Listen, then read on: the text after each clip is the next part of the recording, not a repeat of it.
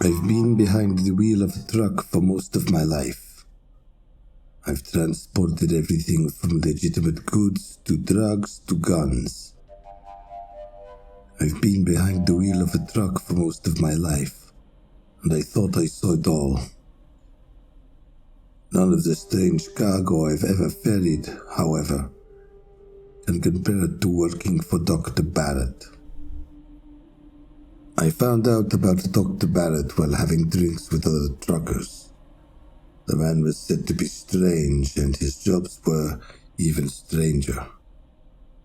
One of my colleagues spent a couple of weeks hauling pallets of medicine from the middle of the forest to a warehouse on the outskirts of the city. Another would ferry nervous workmen in the company of armed guards from the city center to the middle of the steppe. Dr. Barrett was a strange man with strange jobs, but he paid in cash. When my colleagues told me he was looking for a long-haul driver, I didn't hesitate. They warned me, but I shrugged off those warnings. I needed the money.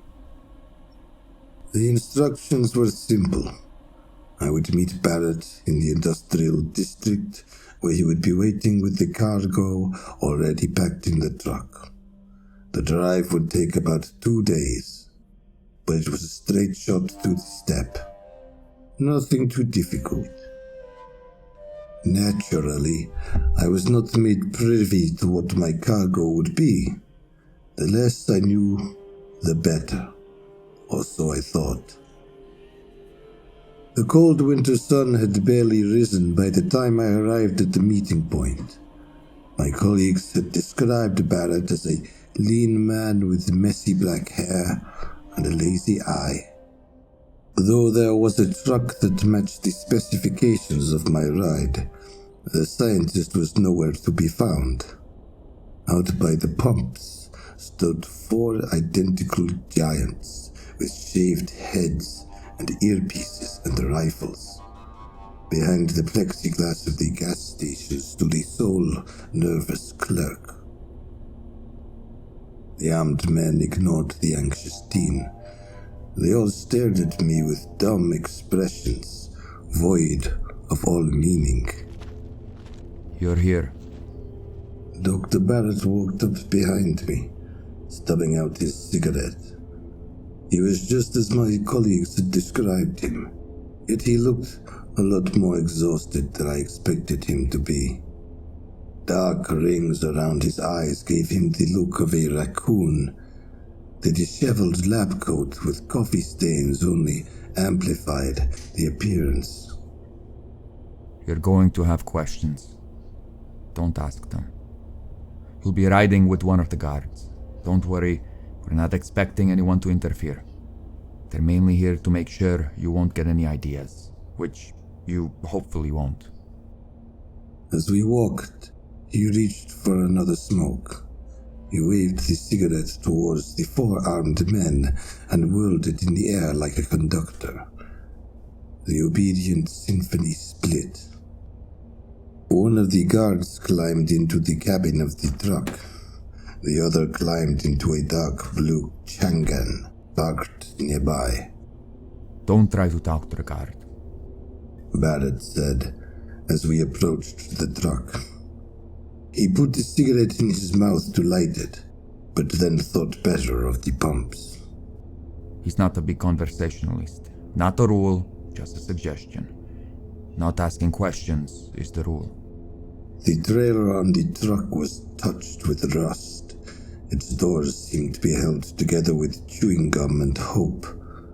I had my concerns about the cargo falling out on the road, but Dr. Barrett didn't seem like a man who would appreciate interruption.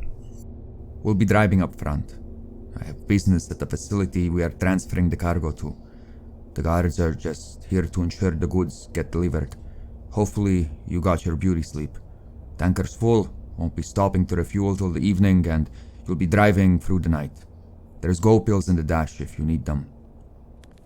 Cash, half here, half there. Barrett said, producing a crumpled envelope from his lab coat. Any questions? The envelope was heavier than I expected. I shook my head. Good. He said. Before he got into the driver's seat of the Changan, he lit up his cigarette. Barrett was right. The bald giant who was riding with me wasn't much of a conversationalist. As I got in the cab, I wished him a good morning and told him my name. He didn't even look at me. The guard just stared on ahead with an expression that suggested little internal monologue. His vague point of focus didn't change until well into the afternoon. Having a rifle in the cab didn't make me feel comfortable. The strange bald giant not even giving me the courtesy of eye contact made the situation worse, but I got used to it. Once we got out of the city, I turned on some music. Half an hour in, I had forgotten about the guard altogether. I thought that this is what my colleagues warned me about. Mystery cargo in a bad trailer with a potentially unstable armed man. I had never worked under stranger conditions, but the money was worth it. Back then, as the sun was starting to dip into night, the money seemed worth it. It was still light when I heard the first sounds. Something was shifting around in the trailer. We were in the midst of crawling through some hills. The shuffling sounds persisted, but I just convinced myself that it was the old trailer settling in from the incline. It wasn't until I heard the first gurgle that I turned off the radio. For about a minute, I traveled in complete silence. Then the sound returned. A strained, wet sound, loud enough to be heard over the engine. I asked the guard if he heard the noise. As expected, he kept his eyes on the road, and his mouth shut. My mind started to race with possibilities about what could be inside of the trailer. I had never transported something alive. The size of the paycheck started to tug at my imagination. The strange groans persisted, and their origins grew more numerous.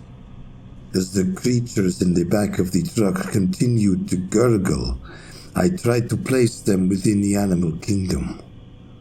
Cows, perhaps sheep, could make that sort of sound, but I could imagine no livestock that could make groans so deep and loud. It wasn't until the screaming started that I realized I was not dealing with an animal at all. It came with such force and suddenness that I nearly drove the truck into the ditch. The gurgles from the back of the truck rose to a shrill, unignorable degree. The screams were tortured and rabid and defied all known biology. The horrid sounds coming from the trailer were loud enough to catch the attention of the bald giant sitting next to me. Our eyes met. "Do you hear that?" I asked. If the eyes are a window to the soul, the man's mental palace was condemned decades ago. He held my gaze briefly, without expression, and then he grumbled something into his earpiece. He listened past the dark screams from the back of the truck. I could hear a voice buzz in his ear. With a nod and another grunt, the bald giant shifted his gaze back to the world beyond the windshield. When I kept looking back at the trailer and to make sense of the screeching, he nudged me with the butt of his rifle. The armed man nodded to the road. That's where my attention was meant to be. The sounds coming from the trailer rose and fell as the drive went on, yet they never truly disappeared. My mind jumped from the flimsy doors on the container to the nature of the screaming cargo to the question of my personal safety. I had slept well the night prior, but the screaming from the back of the truck was so intense that I reached for the pills in the dash. I needed to focus. With the amphetamines in my system, time became immaterial. It could have been 15 minutes, it could have been 3 hours. I drove, laser focused on the Changan driving in front of me, trying to ignore the horror at my back. I was brought out of my upper-induced trance by another push of the guard's rifle. Off in the darkness of the steppe there shimmered the faint light of a gas station. Judging by the guard's grunts, we were to stop there. I put up no resistance. Barrett got out of the Changan before I managed to climb out of the cab. With his cigarette, he motioned to the quartet of giants to attend to the truck. Let them handle the fuel, he said, walking away from the pumps and putting the cigarette in his mouth. It's one of the few things they are proficient at. With my legs weak with horror and my voice trembling with shock, I followed the scientist. I broke the one rule Barrett had clearly stated. I said no questions. His voice was stern. But once he lit his cigarette, he opened up the pack and offered me one. I don't smoke, but the drugs in my system and terror in my soul made me hungry for nicotine. The less you know, the better, Barrett said, looking off into the endless night of the steppe. The less you know, the happier you'll be. Take it from me. I know much, and I suffer greatly for it. The cigarette didn't soothe my nerves in the slightest. We were standing far enough from the truck for the screams to be muffled, yet, even at a distance, I could see the trailer rock back and forth with restless movement from the cargo. I demanded to know what I was ferrying across the country. When it became clear to Dr. Barrett that I would not continue my work without answers, he let out a long, tired sigh. I work for a scientific institution, he said, looking out into the ether. a research facility that has recently come under certain financial strains. Again, the less you know, the better. But if this institution were to say, collapse, if things that were worked on in this institution were to get out into the world... He shook his head. The quartet of guards stood by the swaying truck, watching us. We're past the halfway point. By sunrise, we'll stop somewhere safe to sleep. By late afternoon, you'll be a richer man and you'll never have to think about this drive again. Barrett spared a look to the truck. He scoffed. I saw the way you looked at the trailer. I concur. It's flimsy. It's flimsy, but what my superiors want, my superiors get. Don't worry though, he said when he read the worry on my face. If any of the cargo gets out, the boys with the guns will take care of it. God knows they're capable of little else. Just as Barrett mentioned our armed escort, they all reached for their earpieces. Something was being said to them. They listened. They listened And then, with a discomforting unison, 3 of the men started to walk toward us. The 4th waited by the trailer, watching it rock from side to side with increasing tenacity. The armed men moving towards us bothered me. They also seemed to bother Barrett, but before he could say anything, his phone rang. We're past the halfway point. He said into the phone with the slightest hint of deference. The GH-58s have woken up. I hope they'll go back to resting for the rest of their journey, but please, let the people at the new facility know that they might... What? The cigarette fell from Dr. Barrett's lips. What? You can't be serious. All the respect had faded from his voice.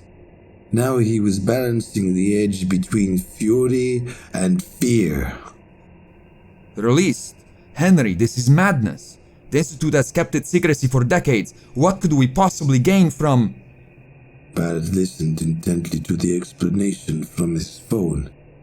I took a step back. The 3 guards had their rifles raised and they were far too close for comfort. Seeing their attention focused solely on the disheveled man in the lab coat, I slunk off into the darkness. I knew full well the bald giants weren't conversationalists. I expected them to load him into the car, to maybe rough him up, yet they didn't. As Barrett demanded the guards to leave him be, they raised their hands to their earpieces. They were given the order to shoot. The gunshot sent me diving into the ditch by the road. What followed was a long, strained silence, only accompanied by the far-off, inhuman screams from the trailer. Before the crack of the shots fully settled into the night, a voice came from the gas station. I could not hear what it said. After a couple words, it was cut short by another rap-off from the rifle. With the looming threat of death and the chemistry floating around in my bloodstream, my aim was singular: survival. As silently as I could, I crawled away from the scene of the murder.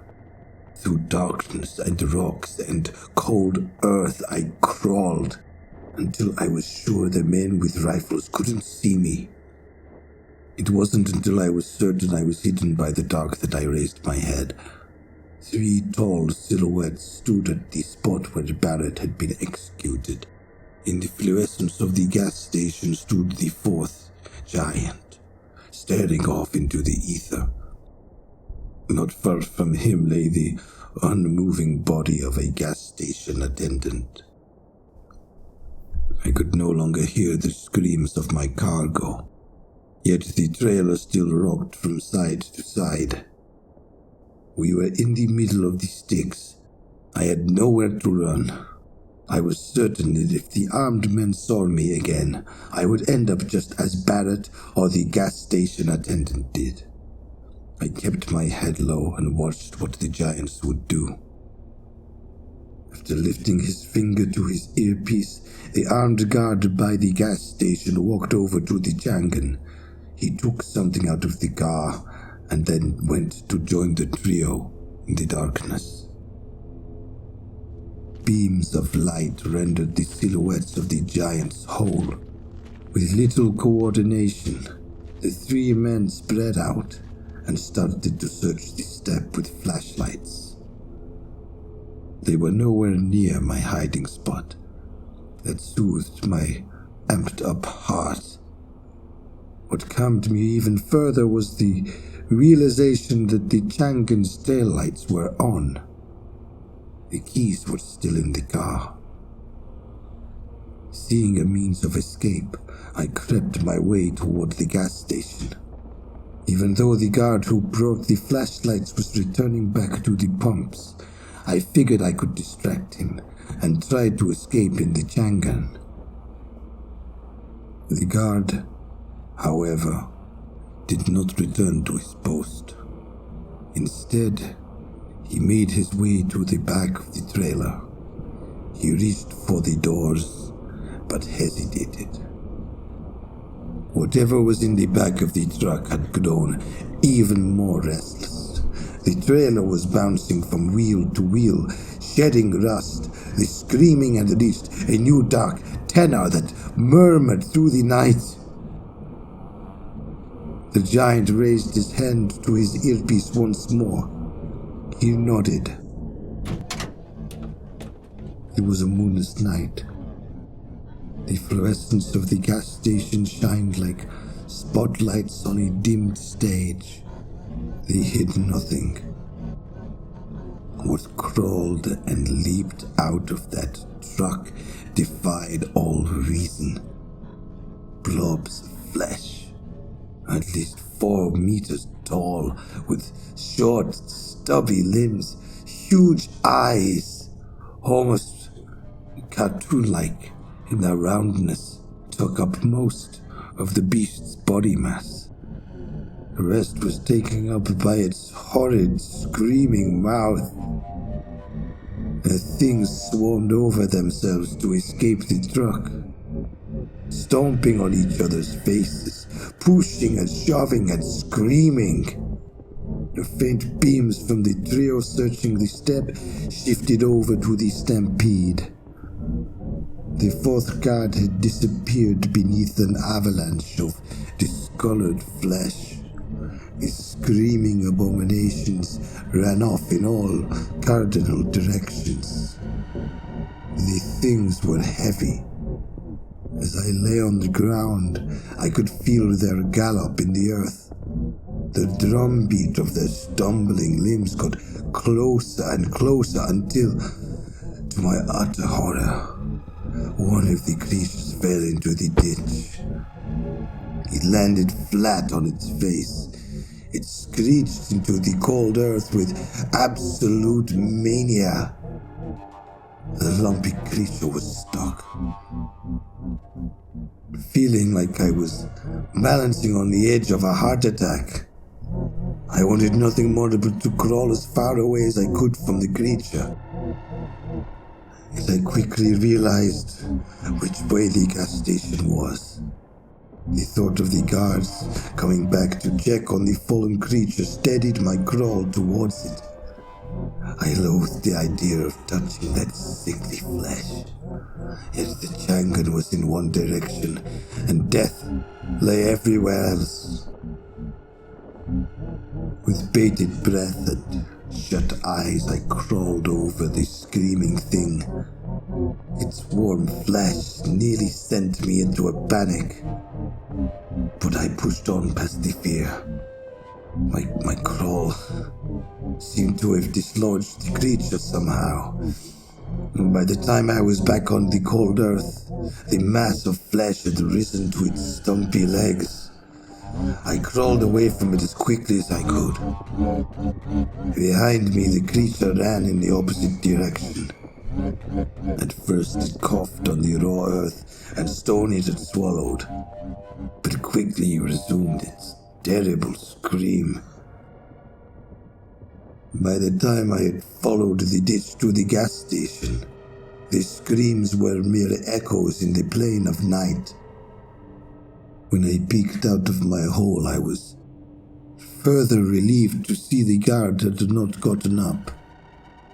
The beams of the searching trio had gone back to searching the night. They were all moving in unison, deeper into the steppe. I took my opportunity and crept towards the Changan. The gas station clerk was dead, undeniably so. A messy patch of dents stretched across his upper chest, and his eyes were rolled back in his skull. The adrenaline spared me most of the horror of the sight, but when I saw the guard, I could scarcely hold my balance. He was fine. The bald giant was laying on his back, looking up at the blinding fluorescence. He was blinking. He was alive and seemed fairly content. When I saw that the keys were indeed still inside of the Changan, I considered returning back to Barrett's body and retrieving the rest of my payment. The searching trio was far gone into the steppe, and the guard on his back didn't seem particularly alert. I considered going back to Barrett's body and getting my cash, but then I realized it was the Go Pills talking. Thanking all that is holy, I climbed into the Changan and drove off. When I started to back up, the giant that was laying on the floor slowly rose. By the time I was on the main road, he had his hand on the rifle, but he didn't shoot. The gas station quickly became lost in my rearview mirror. Briefly, just as my heart rate started to settle, I saw one of those monstrosities running next to the road. Luckily, my headlights scared it off. Soon enough, it disappeared into the darkness, hopefully never to be seen again. I got rid of the Changaning in the nearest city and retreated back home.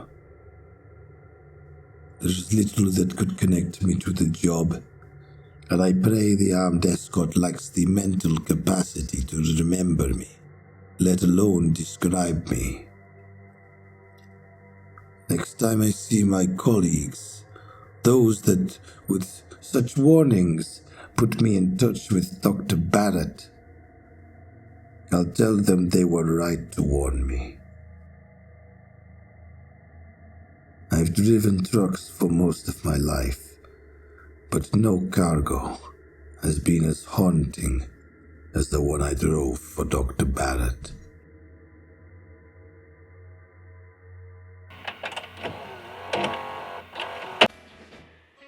And so concludes another episode of the United People's Institute series. Next Thursday comes a tale of VHS tapes, dog shows, and struggling marriages, read by Zach Sloka. If you can't wait a full week for another episode, drop by patreon.com/MikeJLanger for the full 20-story season and a bunch of other early and bonus content. Also, if you haven't heard the first season of the United People's Institute series, there's a big old jumbo video of it down in the pinned comment for binge consumption. Big thanks to Christopher Hugh James Adamson for lending his voice to the tale, and Repulsive for providing the spooky tunes. If you made it this far into the video, tell me if you know how to drive. If you do, does your car have a name? If you don't, hello fellow European. I've never been behind the wheel of a car, just drove a tractor a couple of times, and that is solely because of my Slovakian heritage. Who knows though, might end up naming a car in another story coming up after your car. And finally, as usual, huge thanks to the patrons for making the show possible. Big old thanks to Bob Konderk, Dante Kincaid, Matt, Joyce, Mr. CreepyPasta, Kus, Christopher Barunda, Dying Sun, Charlie Cooper, Paul Evans, Quiet Pills, Shion, and Larry V. If you want to join these illustrious scientific minds, drop by patreon.com/MikeJLanger. That's it from me this week. Hope everyone is safe, sane, and healthy out there.